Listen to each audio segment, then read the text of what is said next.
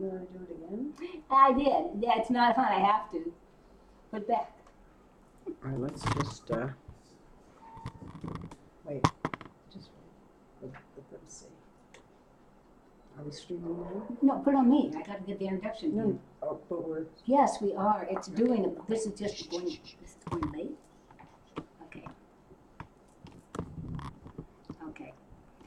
We want to welcome all of you to the worldwide Meherabad family meeting live in Meherabad, India, where the avatar of the age has his Samadhi tomb shrine. Meherabad is about 6 hours from inland from Mumbai. It is a place of sacred pilgrimage, and since we're only 5 minutes down the hill from Meherabad Samadhi and people come here on pilgrimage, we like to ask a lot of them if they'll be our guests. And those who have met Meher Baba, they will share their stories of being with Baba, or we'll have some of the pilgrims that come here share their Baba stories of how they heard of Baba, how they came to Baba. Often we'll also have music. Before we introduce our guest today, our guest is still, even though he's 95 years old, Moti Ram, he is still working. And he works at the Meherabad has a farm that's right across the street from the Dooney, and it is actually the location where the memorial tower that is being completed is. He finishes up, so he'll be here around 6 o'clock. And so before we start our program, we like to always begin with a prayer. And Meher Baba had a universal prayer that he dictated. It is the names that all the religions call God. Baba said he's come to bring all religions together like beads on one string. So we'll start with them. It's called the Master's Prayer or the Pravartigar Prayer, and we'll begin with that.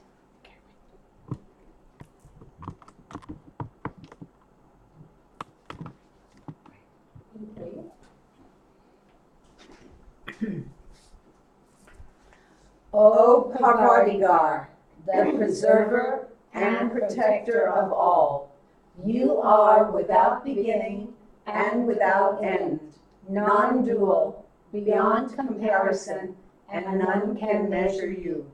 You are without color, without expression, without form, and without attributes.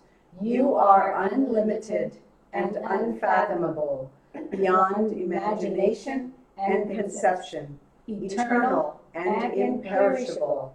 You are indivisible, and none can see you but with eyes divine. You always were, you always are, and you always will be. You are everywhere. You are in everything, and you are also beyond everywhere and beyond everything. You are in the firmament and in the depths. You are manifest and unmanifest, on all planes and beyond all planes. You are in the three worlds and also beyond the three worlds. You are imperceptible and independent.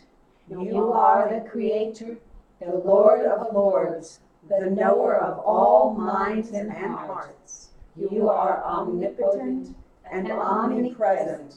You are knowledge infinite, power infinite, and bliss infinite.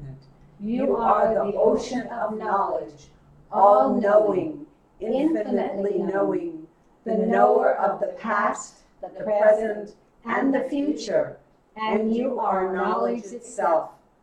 You are all-merciful and eternally benevolent. You are the soul of souls, the one with infinite attributes.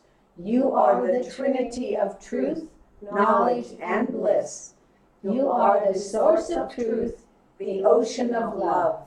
You are the Ancient One, the highest of the high. You are Prabhu and Parameshwar. You are the Beyond God and the Beyond God also. You are Parabrahma, Allah, Ilahi, Yezdan, Ahura Mazda, and God the Beloved. You are named Izad, the only one worthy of worship. Avatar Meher Baba Ki Jai. Avatar Meher Baba Ki Jai. Avatar Meher Baba Ki Jai. Robin? Do you want to sit right there? Yes. I'll bring whatever you need. Okay. Jai Baba, everyone worldwide. I'm Robin Reeves-Oppenheim, and I'm going to, You can let them know you just got here. I just arrived in Meherabad about 3 days ago, and I'm still in jet lag. But for so many years we have done this worldwide Baba meeting, and I'm going to read from a short The Mystery of Creation from Beams from Meher Baba. This is one of the first books that I ever read, and I'm going to go ahead and do that now as we're waiting for our guest, Moti Ram. The Mystery of Creation. God is the creator, preserver, and destroyer of the universe which emanates from him, is sustained by him in his own being, and also is reabsorbed in him. God alone is real, and the universe is in the domain of illusion, even though it is the manifestation of God himself. The world, or creation, comes out of the eternal and infinite being of God through the creation point, which is referred to as Om. No one can attain lasting peace unless he contacts and transcends this Om point. We therefore find the sacred symbol Om often appearing in juxtaposition with the word Shanti, which means peace. The phonetic similarity between Om, Amen, and Amen is suggestive of many things. The sacred words Amen and Amen are frequent at the end of Muslim and Christian prayers, and also Jewish prayers. I'm adding that in. They both mean... Like that all the religions changed, now this day Baba have to come and make it again correct. Exactly. Yeah, everybody added something. They both mean so be it. Coming from a man... Excuse me, stop here. You have to say in the camera that this is what you added. I just did. Oh, you did? You said? Okay. I just said I'm adding. I'm Yeah. saying in the Okay. Jewish religion also. My name is Baba. Otherwise, I'm reading verbatim. Yes, please. Mhm. Sorry. They both mean so be it. Coming from a man, so be it is a blessing or a wish. But coming from God, it is creation. Creation is God's amen or amen, an immediate and instantaneous fulfillment of his will into actuality. The Arabic word amin comes from the root om, which means safety or peace, and thus amin may be regarded as the equivalent, or at least akin, of om, which is also associated with peace. All prayers of different religions, such as Hinduism, Islam, and Christianity, have a reference to the Creator. Creation is the greatest mystery with which all creatures, including human beings, are faced. The mystery cannot be unraveled or fulfilled unless and until man consciously becomes united with the Creator and realizes himself as being one with God, who is both Creator and creation in one, at once including and transcending both in his infinite being. Jai Baba. Say Baba. And now you can tell your Baba story. Okay. Sorry? Yes. Is it going? She's going to tell her Baba story, okay? Usually it's reading on recording. Okay. Jai Baba. Jai Baba. Yeah, because we have to show him not here. Okay, we're still waiting for Moti Ram, so while we're waiting for Moti Ram, I've been asked to tell my Baba story, and I haven't told it in a very, very long time, because when we were young in the early 70s, coming to Baba after he dropped his body, you know, that's what we would do. We would get together and we would say, how did you come to Baba? And how did you come to Baba? And so we were telling it a lot, and then for so many years I really haven't told it. What's interesting now in the way that I tell it, or will tell it, is in retrospect what I didn't realize at the time when I was 18 years old. But now I realize that my Baba story really started when I was born, because the links that Baba creates when I came into this incarnation, the links were there. And this is what I mean by that. And I call it a setup, because Baba, you know, I was set up to become a Baba lover, even though I didn't know it until later. And how this happened was that I was born into a family in New York City, and my great uncle is Arthur Murray, who is the very, very famous ballroom dancing teacher. And my grandfather, Dave Teichman, and his brother, his older brother, who became Arthur Murray, changed his name, had dance studios all over the world, but they started in New York. They started the Fifth Avenue Dance Studio in New York City. Now, why is this important? Because later, when I actually started going to Baba meetings, I met a woman named Billie Eaton. Billie Eaton was with Baba. She was a dancer, and she is in many, many movies. She was a very beautiful, dark-haired woman, and you can see her in a lot of the movies of the 1950s when Baba came to Myrtle Beach Center. And she would also talk at Baba meetings, and very early on, I was questioning whether I was in the right place. Am I supposed to be here? And she started her Baba story one night. I was listening in the audience, and she said, I was an Arthur Murray dance teacher. So later on, after that, after she told her story, and I came up to her afterwards, and I said, which studio? And she said, the Fifth Avenue studio. And I said, oh, well, maybe you know my grandfather.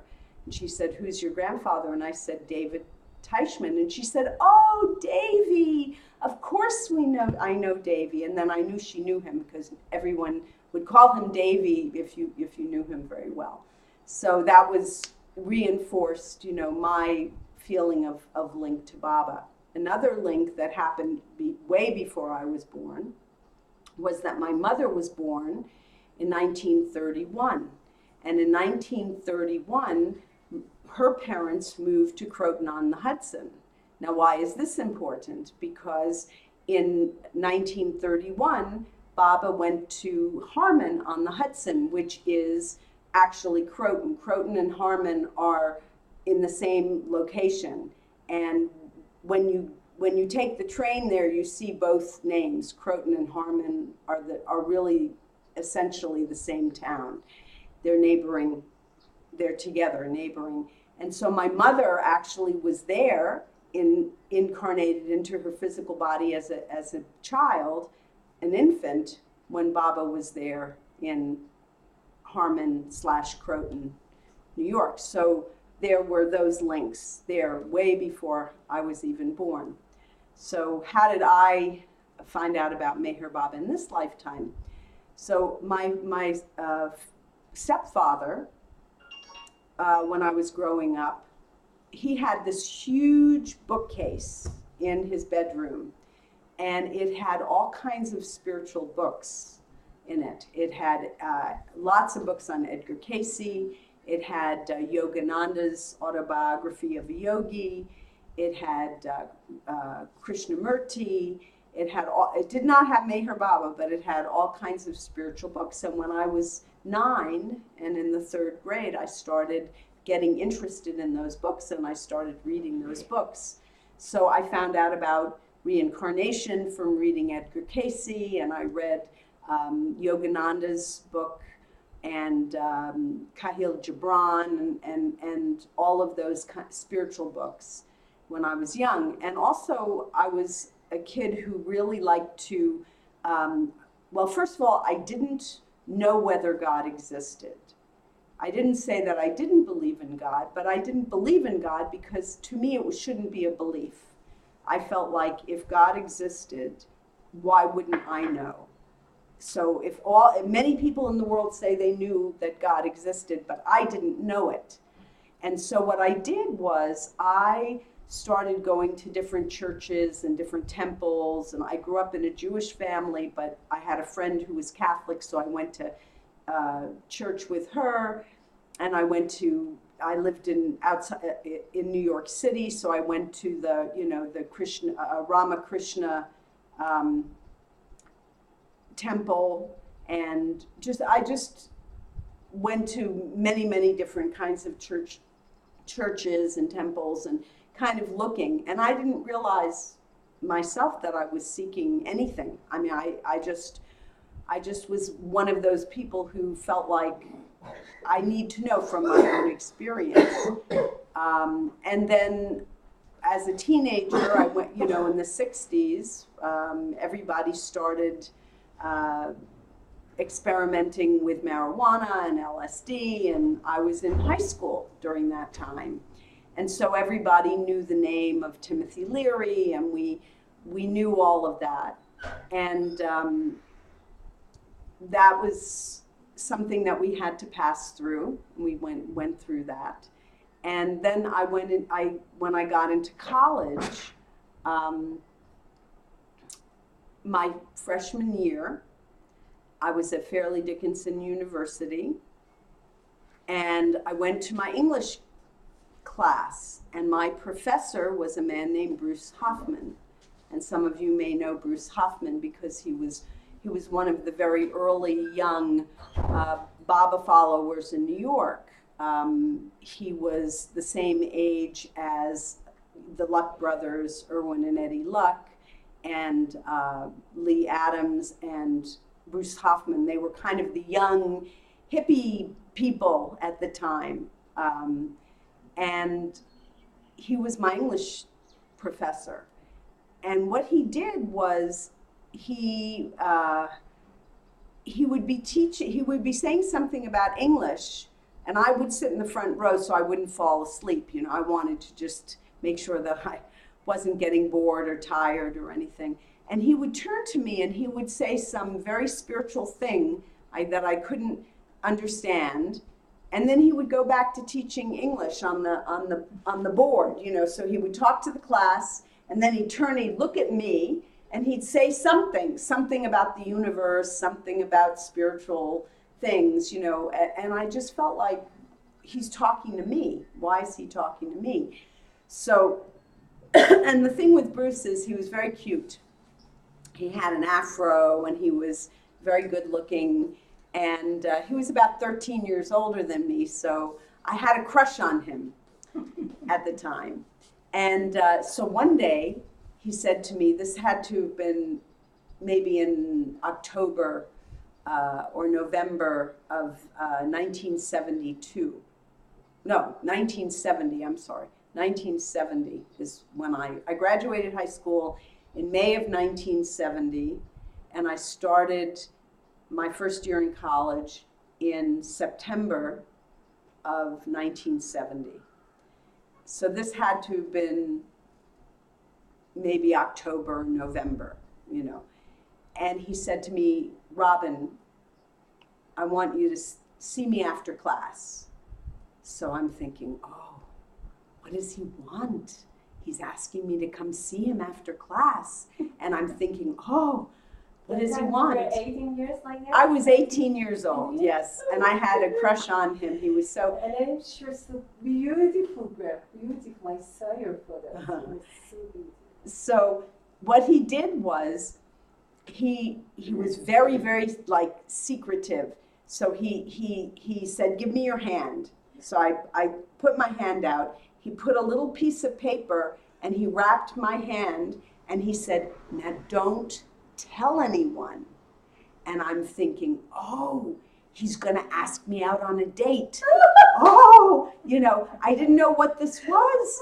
I was so like, oh, what is this? What is this? So I went outside of the class and I opened it up, and it was a little piece of paper, and I opened the paper, and on the paper it said Meherabad House, and it said Monday night 7 p.m. and it told the address on Barrow Street in the village, West 4th Street in the village, and he had written in his handwriting, "Please come." So I thought, what is this? I don't know what this is. So I did what any Jewish princess does. I asked my best friend, Michelle, and I said, "Michelle, come with me and let's go to this meeting." I didn't know anything. I did not know anything. I had not read any books. I had no idea. I just knew that Bruce Hoffman said, "Please come." And I felt like I should go. So Michelle, my friend Michelle, and we went to a meeting, and it was in a big loft down in the village, and it means that it was a huge open space, and there were high ceilings, very, very high ceilings, and big walls. And I walked in, and I saw these huge photographs of this beautiful looking man in a white, flowing white sadra. I didn't know the word sadra at the time, but he was with beautiful long brown hair, sadra. And they were actually, later I found out they were the photographs that were taken in Italy, when Baba was in Italy. And also the one where I call the Jesus photo, where he's... And his handbook and around it. Yeah. So I didn't know anything. So I looked at the photo, and my first impression, I said to myself, oh, he's Jesus. And then my brain kicked in. And my brain said to me, my mind said, but you're Jewish, you don't believe in Jesus. So then I said, but he's God in human form. And then my brain kicked in again, and my brain said to me, but you don't believe in God. And I said, oh, what to come to Meherabad? Well, not actually Meherabad, we go to Ahmednagar. And the very thing you would do when you came to Ahmednagar in those days, because there was nothing out in Meherabad really, except for the little cabins that you could stay in, I think you could stay 2 nights or 3 nights maybe.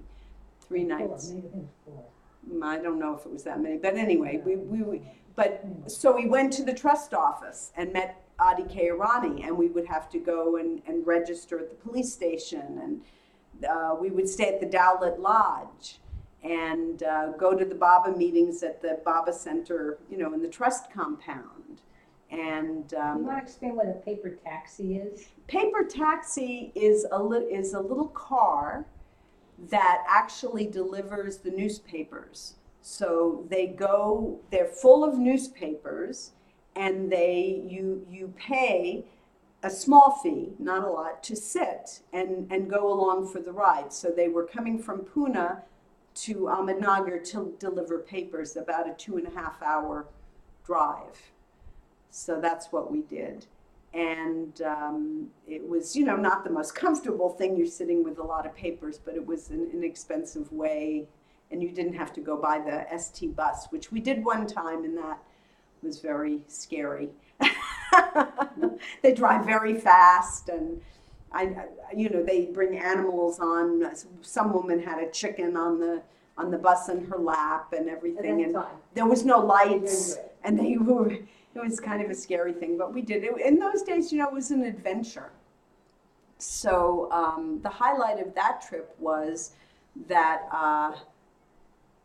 we came in, And first of all, Adi thought I was a man because my name is Robin. So the first letter he ever wrote me said, Mr. Robin Reeves. And he asked me, he said, you know, we're so happy you're coming and blah, blah, blah. He asked me to bring 3 things. He asked me to bring toilet paper, stamps, and a bottle of Johnny Walker Red. Now, I didn't drink, but I brought the scotch for them. And so I stayed at Dowlett Lodge, and I also stayed with Sarosh and Vilu. And Sarosh was one of Baba's close disciples. He was also the mayor of Ahmednagar. And he also had Sarosh Canteen, which is across from where the trust office is, and he also had the movie theater, and his office was right there. Now it's a motorcycle place, but it was Sarosh's office. So they knew I played guitar and sang. And so one day, Sarosh calls me into his office. He says, Robin, come to my office. He says, I want to discuss something with you.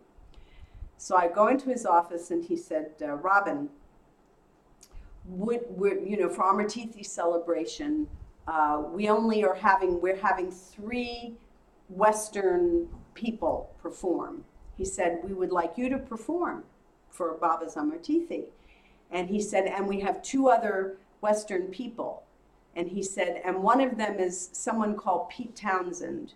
He said, have you ever heard of Pete Townsend? And I said, yes, because, you know, he was a very famous musician. And he said to me, and he said it with a straight face, I really think he was being 100% on, you know, he was being sincere. He wasn't joking. He said to me, is he as famous as you? And I said, oh no, Sarosh, I'm nothing. I'm this little 18-year-old, you know, guitar player from college. He's a big rock star. So, and the other people that performed was the New York Society for Meher Baba. So the cute thing that happened is, in those days, Amartithi was very small. I mean, it wasn't so many thousands of people. It was just a handful of people that came, maybe 100 people, you know, but, you know, the villagers would come and some people would come and all that, but it was very small. So the pandal, which is across from the samadhi, was the stage. And I remember one very funny thing that happened was that a day or so before the Amartithi celebration, they put up a chalkboard of the performers. And I saw my name, Robin Reeves, and I saw Pete Townsend's name. And there was this guy, real lanky looking guy, and he was wearing bright red socks and black army boots. And he was just sitting there, and I looked at my name on the thing, and I looked at his name on the chalkboard, and I kind of was taken back. And he said to me, "Are you Robin?" And I said, "Yes." And he said, "Well, I'm Pete." So that was my first time that I met him. And so we performed, not together, but I was on stage when he was on stage also. So how old were you at that time? How old was I? No, Pete. Well, he may be 5 or 10 years older than I. So I was like 19. He was in his 20s, late 20s, maybe 10 years. How old is he now? I just turned 65. So he's in his 70s, I know. So, you know, he was older than I.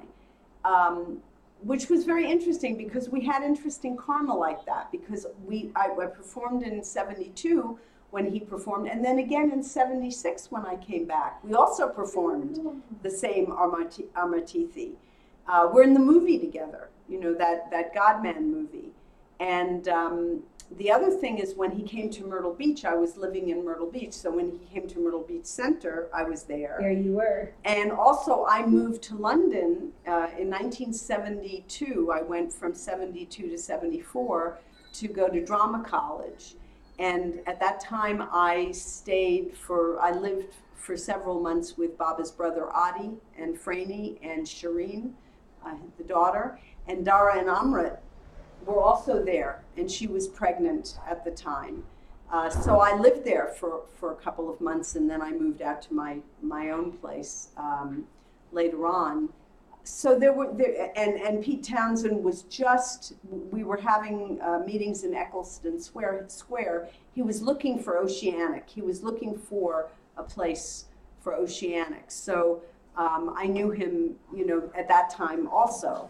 So it was very interesting. I don't have any contact with him now for years and years and years, but at that time, it was an interesting karma. I have no idea why. I know that when they were doing albums, they were putting together some albums in America, and at that time, I had lived in Myrtle Beach, but I was in London, so I missed being on those albums there. And then they did some albums in London, and when they were doing that, I went back to Myrtle Beach, so I missed being on those albums. It's very interesting. I'm not really sure what Baba was doing with me, but there was something, because I was definitely on the track of being a professional actress and singer and everything, and Baba completely took me out of it, completely, and put me into a whole different field. And how did that happen? How did that happen? Well, you want to finish this part and then tell how that happened, how you went into a different. Okay, I'm not.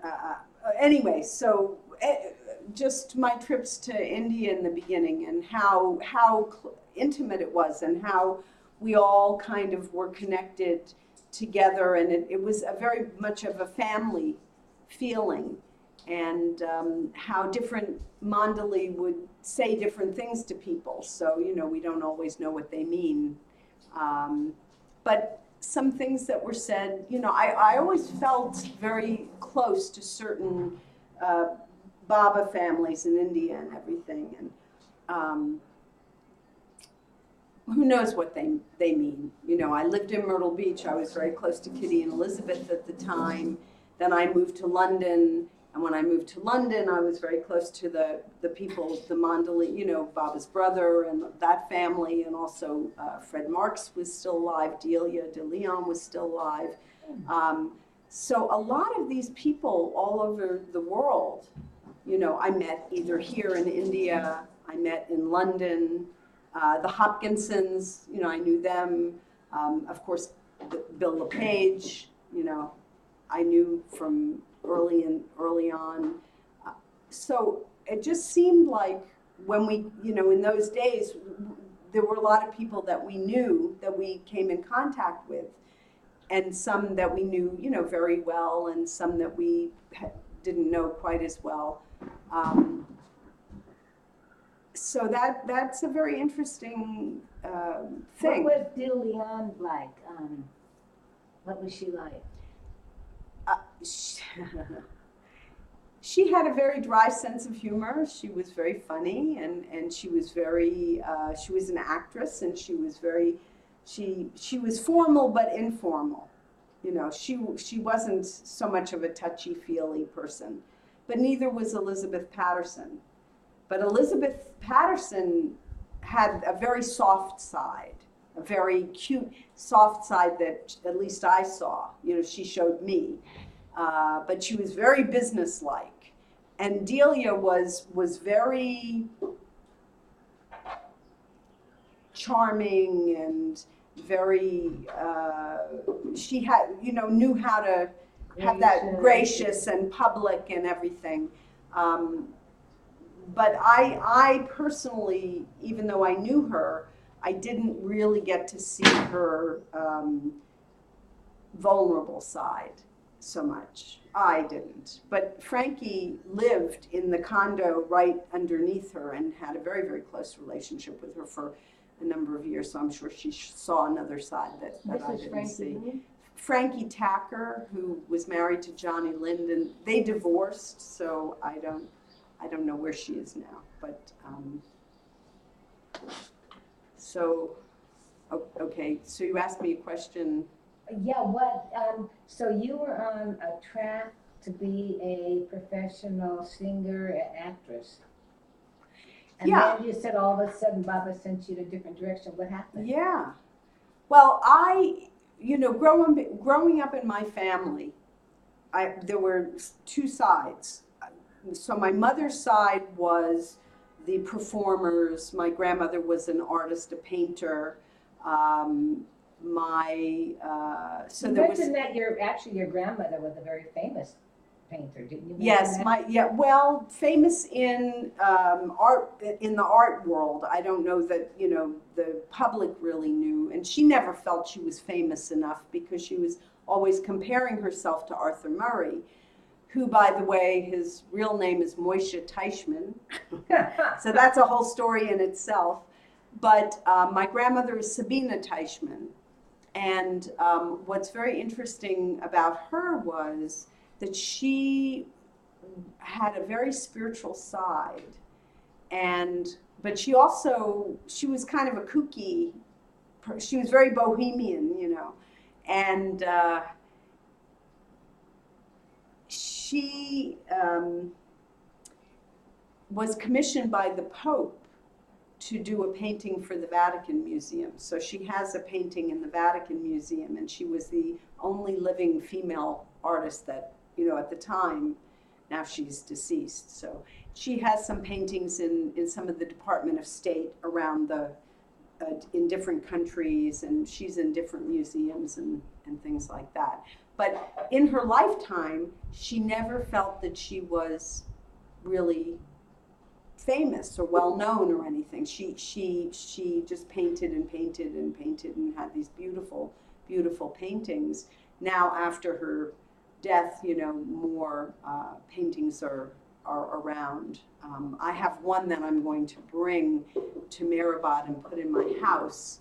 And actually, it's a beautiful painting. And what I realize is that my grandmother saw subtle energy. She had to have seen subtle energy because her paintings, the way she would draw people and things, she went through a period where they're not completely realistic. I mean, they are realistic, but you could see that she could see all the different colors and all. And she also came out of, the World War II Holocaust generation. And so the painting that I'm going to bring is one where it's a huge painting, and it's many, many, many different faces, like a lot of different souls. And one of the women who runs a Holocaust museum really wanted that painting, because they felt it was from the Holocaust. Was she in Europe at that time, or was she always in the States? No, she was born in New York But her family in 1900, I think she was. Where born. was her family from? Her family was from Russia and England, but England, I think they came from Russia to England, and my mother's my grandfather's side of the family was from Austria-Hungary, so they came, and they came to New York, down and lived in that kind of settlement, down at the turn of the century when the Jewish refugees were coming and living in the settlements down there. But my grandfather's mother was a very astute business person, and she bought a bakery. And she bought a bakery, and then she started buying tenement houses and stuff. So during the Depression, that family did pretty well. So, but she had a very strong work ethic, and she was not a touchy-feely person. She was a very critical person, as I have heard. And she had 5 children. And the oldest one, Rebecca, was the first woman who was a medical doctor in New York. And then there was George, and then there was Moishe, who became Arthur Murray. And then there was David, my grandfather, and then there was Ira, who was the baby of the family, who actually passed away at 103. Wow. Yeah, so interesting family. So I grew up in that milieu. There was a certain milieu. They through the dance studios and all that, they became very connected to people in New York, and also on Cape Cod and all that. So it was very interesting to grow up in that environment. But what I think was interesting also, it allowed me to be kind of an international person. I remember when I first came to Baba, and I said to my grandmother I was going to go to India, and she said, she was very funny. She said, "But he's dead." And I said, "Yes." She said, "Why do you want to go and see a dead guy?" But later on, I asked her if she would paint a painting, if she would paint me a painting of Baba. Mm-hmm. And she said, well, she'd only seen photos of him when he was older. So she said, well, I really don't want to. And I said, well, why? She said, well, he doesn't look beautiful to me. So I gave her a box of photos with different photos, him being very young, him being older, and said, just choose whatever you want. And she had done a series of paintings called The Universe Expanding. So she was in a different phase now, and she was doing a lot of abstract, but she called it The Universe Expanding, and she put Baba's face in one of the paintings of The Universe Expanding, and I have that in my house. Which face? It's it's kind of the Jesus face, that beautiful face. I thought it was very, very interesting. Then she thought he was beautiful. Then she thought he was beautiful. Yeah. So that was. So how did Baba change me from the track that I was on? Because growing up, I always thought I was going to be a star, and I grew up in that milieu of the arts. But then also my father's side of the family were all in medical. My dad's a doctor, and my grandfather was a doctor, and all that. So what happened is I came back from London, and I moved to New York, and I started going to auditions. And it's very, very grueling in New York. I mean, you go to these auditions, they're called cattle calls, and there are hundreds of people there. And they look at you, you don't do anything, and they go, you, everybody else go. So if you're not the type or whatever, you don't even get a chance. So I was getting really depressed that, I came back from England, and I was actually doing quite well in England because I was cast in Hair, and I was in the British National Touring Company of Hair, and I went off on tour and had to leave because British Equity wouldn't give me an equity card. They said I was taking a job from a British national. So I came back to New York, and I was really kind of on the depressed side. And I decided to move down to Myrtle Beach. And I went down to Myrtle Beach, and I did do summer stock. I did Godspell in Myrtle Beach, and that was fun because Kitty Davey and a number of the people from the center came to see me, and they sat in the front row. So that was kind of fun. But really, there wasn't a lot of work. It was a summer tourist place, and it wasn't really even a full-time community there. So it was very difficult. And but the thing was that I was very close to Elizabeth. So, and I have a lot of Elizabeth stories, but I'm not going to tell those now. But this is a very cute story with Kitty, because Kitty they all the Mandali are really plugged into Baba. They're so intuitive and everything, and they don't even always know, what they're doing or saying. I mean, consciously. But Kitty was always, on the phone, and she was always doing this and that, and she was very quick in her speech and in her demeanor. So I was kind of floundering around, and she called me up one day, and she said, "Oh, yes, John Dennison has a job for you. Call John Dennison. Goodbye. You know, and she would hang up before you couldn't even say anything. So, and in those days, you know, the Mondeli would train us. So we would do, like if Kitty said, call John Dennison for a job, that's what I would do, you know. You know, we would do what they said. I mean, we never thought not to do what they said, even though we knew they weren't Baba. You know, they weren't Baba, but they were the closest thing to Baba, you know. So they trained us. So here's Kitty saying, call John Dennison. So I called John Dennison, and I said to him, John, I'm calling you because Kitty called me and told me to call you that you have a job for me. And he started laughing.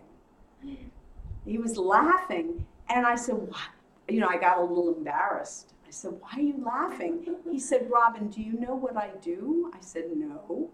He said, I'm the director of the Horry County Commission on Alcohol and Drug Abuse, and I'm looking for an alcohol and drug counselor. He said, do you have any experience as an alcohol and drug counselor? And I said, no. And he said, okay, come and meet me. Because, you know, Kitty had told me to call. So I went and I met him. You know, I knew him. It's not that I met him, but I went to his office. And at that time, he had a psychologist that was on his staff, Ken, I can't remember his last name, but he was one of the counselors. And he said so Ken was sitting in on this interview as well. And he said, well, you know, we have a job available. It's actually for someone to go into the schools and do groups with teenagers. And he said, have you ever done any group therapy or anything like that? And I said, no.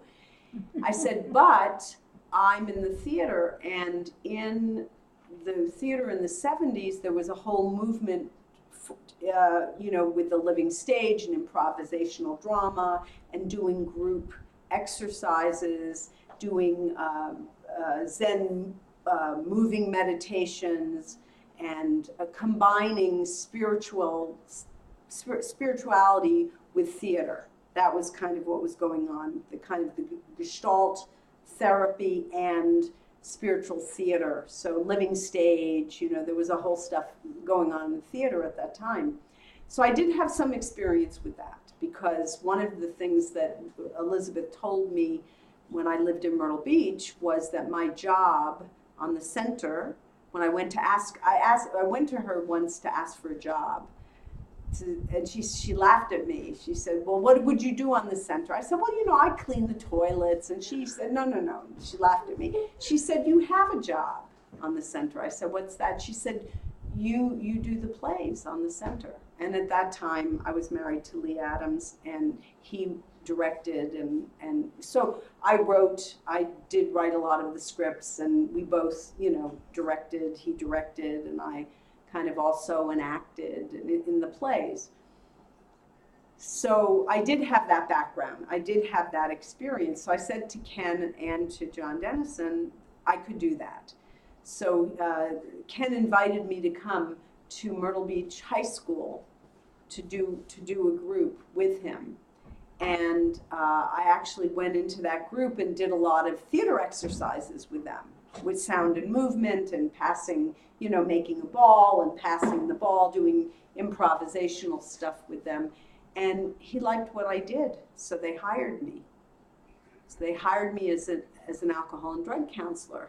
Well, they had to train me. So that was I had to go back to college, and I had to get my degree, and I had to get certified as an addictions counselor. And that was took a couple of years, but I ended up with a bachelor's degree in counseling psychology with a specialty in addiction, alcohol and drug. And that was kind of the transition. And at that time, I would do a lot of very creative projects with the kids, I created a thing called psychosocial drama, where we would do improvisational skits around teenage pregnancy, or alcohol and drug, how to say no, or communication with parents, issues that were important and relevant to the teenagers. They would come up with the issues, and we would do a drama of how, the wrong way to have a conversation with your parents that end up in a fight or peer conflicts or whatever, and then do it the right way. So I did that. I did that for a long time. And then I went back to the University of South Carolina and got my master's degree in social work. And I became a clinical social worker. So I ended up going into private practice and doing, therapy with adults and adolescents. And anyway, that's... And now? And now, yes. I don't know if people are interested in this, but I'm a doctoral student. At 65, I'm a doctoral student at Holos University Graduate Seminary, and I am doing a doctoral degree in spirituality and health and transformational psychology. And I'm at the point where I'm putting together a research project for my dissertation, and it's called The Effects of Biointrinsic Transformational Therapy on Depression and Anxiety in Adolescents. And the term biointrinsic transformational therapy came to me here in Meherabad when I was trying to figure out how to describe some of the things that I do and some of the things that Baba teaches us. As Baba lovers, we know about the new humanity. We know about the shift in consciousness. We know about the value of balancing head and heart. We know about these things, and so biointrinsic is what is intrinsic to our self, to not only our physical self, but our energetic self and our spiritual self. So our physical, our emotional, our spiritual selves, our whole selves, and that when we connect with divine love, when we connect with our higher self, when we connect with our self in the here and now, not the baggage of the past, not worrying about the future. Baba said, don't worry, be happy, and that he would help us, that we needed a balance of head and heart, that we needed to be fully present in the moment, and that we if we connected with love instead of connecting with the chatter of our minds, that we would feel joy and love and happiness. That would be true happiness, joy. There's no room, you can't have depression and anxiety when you're connected like that and feeling Baba's love. When in my first experience where I was so drunk on Baba's love, there was no depression, there was no anxiety, there was no thought about the future, worry about the future, regret about the past. I was completely in the present moment, and I was in ecstasy, really. I mean, when you are in present moment, I mean, you means everybody who can be at present moment. It means that does everything should be practical person. Is it like that? You're not worried, but you are at present moment, and you are a really practical person. Is it like this? Yes, it's being very grounded. I use the word grounded a lot. It's being very grounded. One of my favorite books is Brother Lawrence, Friar Lawrence, who was a medieval monk in France, and he wrote a book called The Practice of the Presence of God. And he was a cook in the monastery. And he, just like Baba says, I'm your friend, always have me with you, think of me constantly. His master was Jesus, and he was thinking of Jesus all the time. Okay, that one finished. So she's changing the tape. She's changing a tape, and so that's why we're taking a little bit of a rest. Yeah. Uh-huh. So I guess Moti Ram didn't come. He might have forgotten. He's 95. But yeah, the practice of the presence of God, and that means that, as Baba said, you carry out your daily duties, but you do it in such a way that you're constantly thinking and immersed in your love for God, and you're thinking about God, but you're doing everything in the practical, everything in the world. And when you're in that state of beingness, be here now, being grounded, with an open heart, with a mind that is not like a wild horse or a monkey, the monkey mind of the West. When your mind is quiet, when your heart is open, and when you're grounded, that is the state where anxiety and depression and some of these other things cannot exist. They cannot coexist with that state. And that's what my research hopefully will show. Wait a minute, I want to keep it, people can have it also. Okay. Because okay. Can you see that part causes anxiety and fear and worry? Sorry, what you were saying. Well, what I'm saying is that worry and fear and anger and guilt and shame and resentment, they're all, if you want to talk about vibration, they're a lower vibration. And love and joy and ecstasy and enlightenment, those, but let's say even just love and joy, they're higher. They're a higher vibration. So when you are feeling that higher vibration, when your whole system is vibrating in love, with love and that higher vibration, it's impossible to have the lower vibration. You're in a higher vibration. Right. You can't feel anxious and depressed. You cannot be at the same time in two different levels. You can't be. You're high, you're down, you're down. It's like a guitar string, right? Yeah. If you're strumming a string, it's that vibration that you're strumming. And we resonate with each other. So that's another thing too, is that we can affect other people as well, just by when we're radiating love, when we're radiating joy.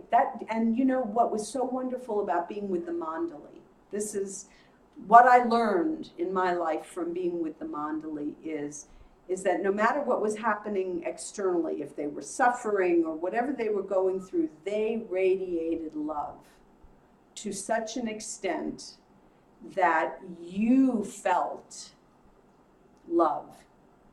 You felt Baba's love through them.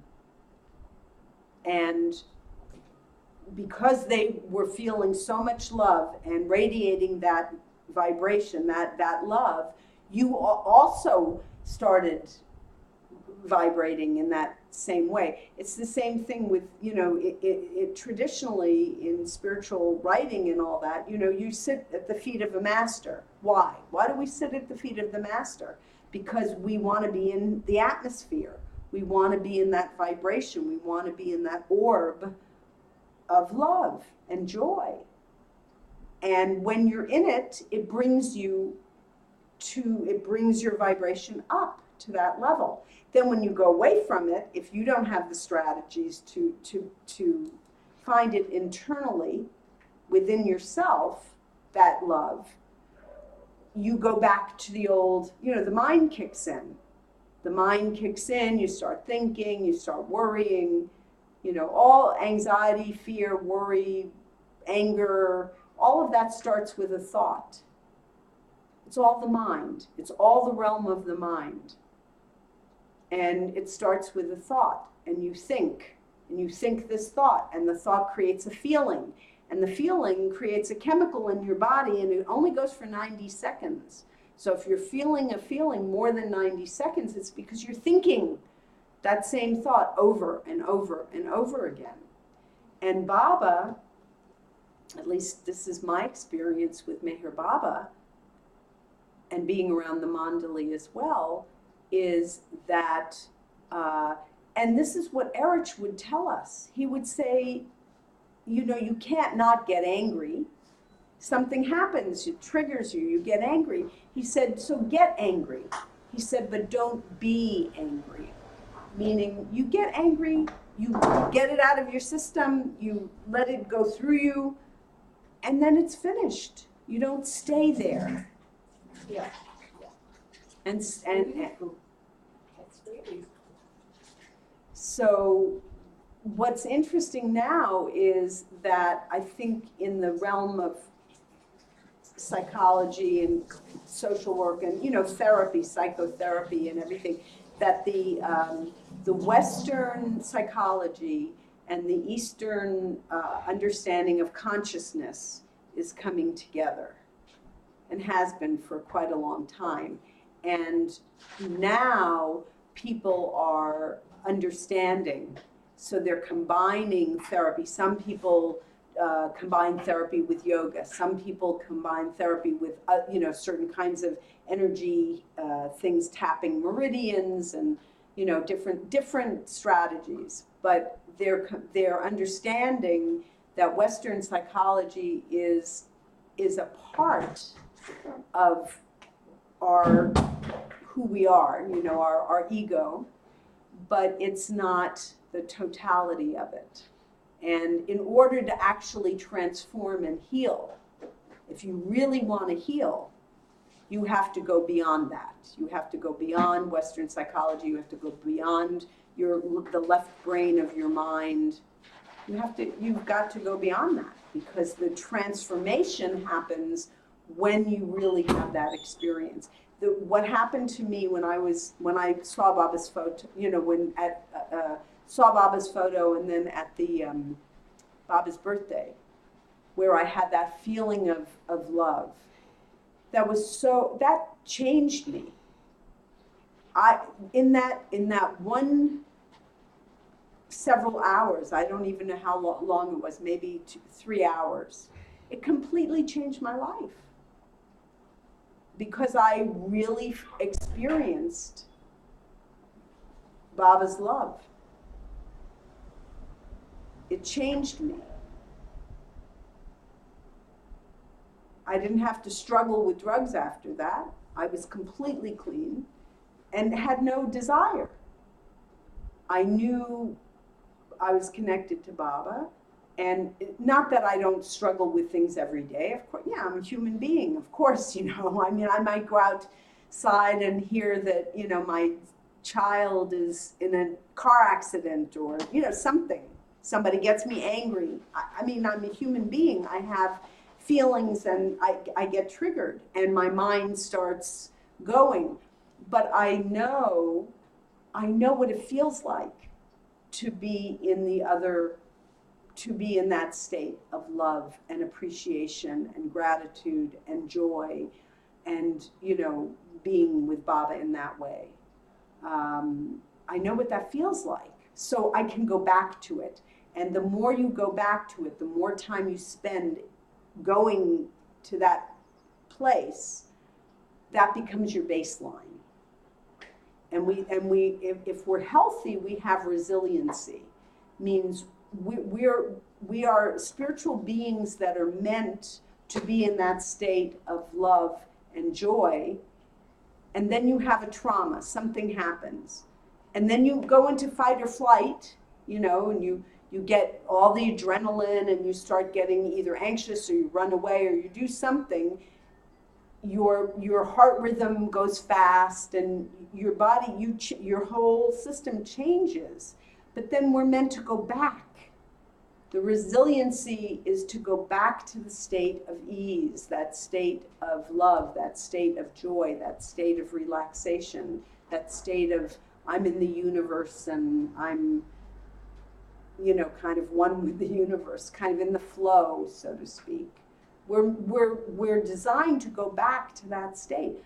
What happens in our society is that we are so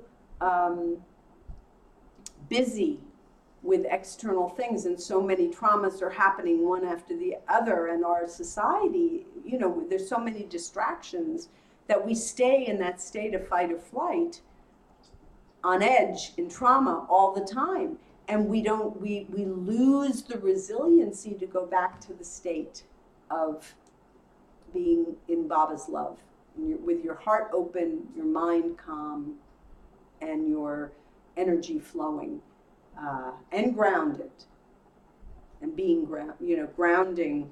It's flowing all the way through. But we're made to be in that state. So the more we can be in that state, the healthier we are.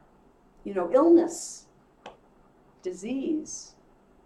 I mean, when you say the energy flows, what do you mean about it? If you want to say exactly what is it, then what you're doing with that, what you say. Well, we know scientifically now that, we have a biofield. We have an energy field that extends about 3 feet around our body, and we can measure that with, metal. I mean, if you take dowsing rods, you can measure your energy field, where it ends and everything. Or in some other way, you can photograph it, you can feel it. Some people who are very sensitive, and do healing work, chiropractic or Reiki or whatever, they can feel, the energy field. Some people can see it. There's 7 levels, 7 layers of it. So energy flow means that energy, and so we all have biofields, but also the earth has a field. And the universe has a field and everything. So we're fields within fields within fields.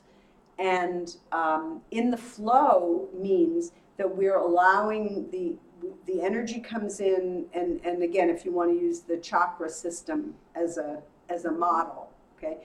So the energy comes in through the top of our head, which is the 7th chakra, and it goes down through the chakras in the body, and then it comes out the bottom, the soles of our feet. It comes out through, down through our first chakra, which is the bottom of your spine, but also the energy meridians, go through your body, and you also have points on the soles of your feet and everything. So the energy should flow.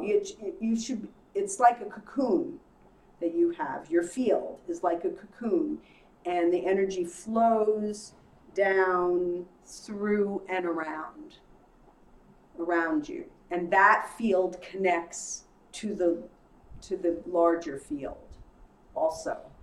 Do you want to say if someone with that energy grounding, it does grounding and can create something, can bring out what is inside, like your grandmother?